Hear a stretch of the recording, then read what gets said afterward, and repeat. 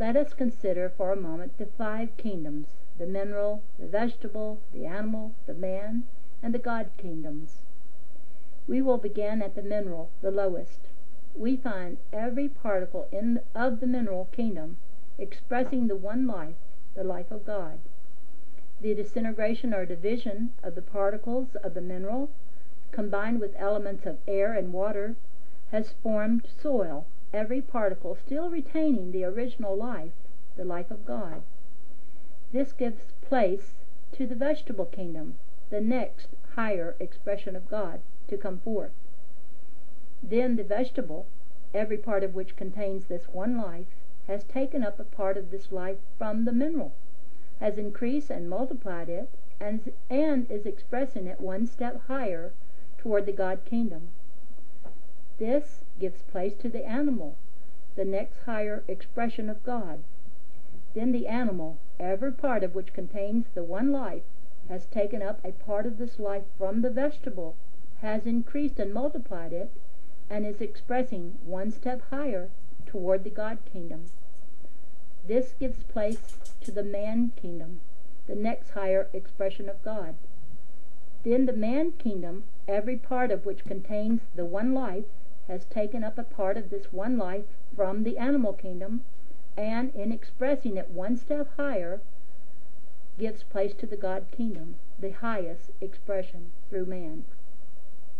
When man has attained this kingdom, he recognizes that all have come forth from the one source, that all contain the one life, the life of God, and he has gained the mastery over all material things. But we need not pause here, for all is progression. When he arrives here, he will find that there are new worlds still to conquer.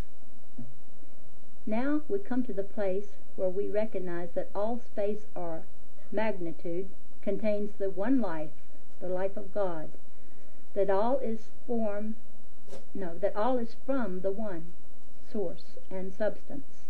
Then all substance becomes relative or related, does it not?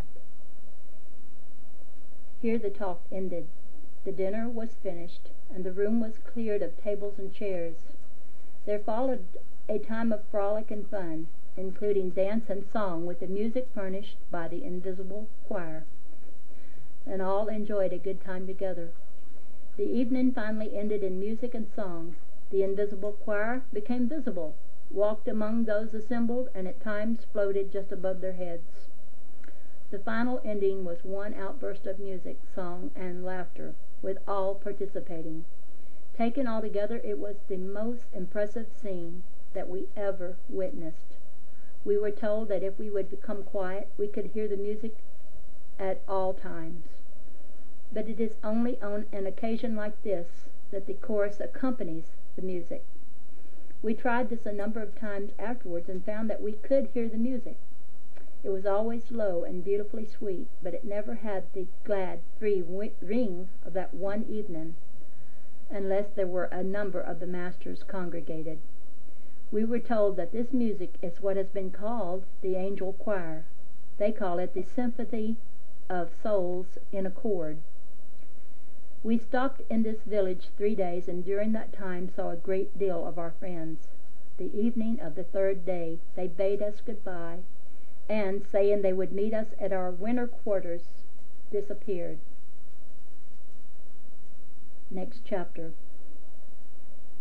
The next morning we left the village with only Emil and Jast accompanying us, our objective being the village we had decided upon for our winter quarters. The winters in this part of the country are quite severe, and we felt that we wished to make certain of comfortable quarters before the cold spell set in. In this, as in a great many other matters, our fears were not well grounded, for when we arrived, we found comfortable quarters all ready for us.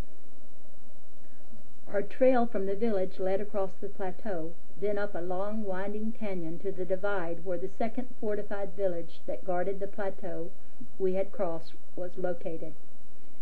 The canyon walls were from 200 to 500 feet perpendicular and joined the mountains, which rose to an elevation of 2,000 feet above the crest where the trail crossed the divide. At the top of the divide, two great ridges jutted up on either side of a level space about 5 acres in extent. These two ridges were about 600 feet apart. A wall 40 feet high had been built across the open space, thus connecting the two ridges of rock and forming an effective barrier. This wall was 60 feet wide at the bottom and 30 feet wide at the top, and was so constructed that the top formed a runway over which huge rocks could be rolled, then dropped to the ground on the other side of the wall, where the ground sloped sharply and connected with a steep declivity down which the trail passed on the way to the other side of the divide. There were chutes arranged along the wall at intervals of 100 feet, so that the rocks would gain headway enough to clear the base of the wall before they struck the ground.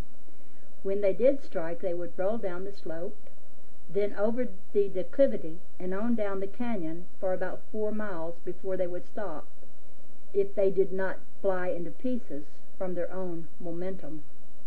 In all, this formed an effectual defense, as the canyon was not over 50 feet wide at any place in the 4 miles, and it was steep enough to give great momentum to the rolling rocks.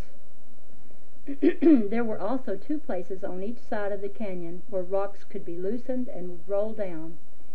These places were connected by trails cut along the mountainside from each end of the wall. There were a number of rocks, each about 12 feet through, placed along the top of the wall ready for an emergency. We were told that it had not been found necessary to use any of them, as there was but one tribe that had ever attempted to gain access to the village uninvited, and this tribe had been all but annihilated by rocks released from the 4 stations in the canyon walls. The first rocks released in their downward course had released others until an avalanche swept down the valley, carrying all before it. We were told the rocks on top of the wall had rested where they were for over 2,000 years, as there had not been a war in that country during that time. We found that the 6 houses comprising the village were built into the wall, 3 stories high, with the roof levels with the top of the wall. Access to it was thus gained by stairways leading up through each story to the roof of each house. Opening for windows were left in the wall at the 3rd story. These windows overlooked the canyon below. The trail could be seen from these windows and the top of the wall as it wound around the mountainside miles away. We were made comfortable for the night in the 3rd story of one of these houses, and after an early dinner we went to the roof to see the sunset. We had been there but a few moments when a man apparently 50 years of age came up the stairs to the roof.